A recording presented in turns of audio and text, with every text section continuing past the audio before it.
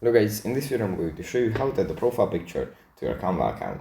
But before that, don't forget to subscribe and leave a comment down below because at 10,000 subscribers I'm going to show you my whole YouTube revenue statistics and growth strategy. So without further ado, let's just jump right into it. First you have to open up the Canva app. And here it opens up in the home menu where we have our projects. From here we have to go into the top left corner, then tap on settings. And here at the top we tap on your account. And at the very top we find edit photo.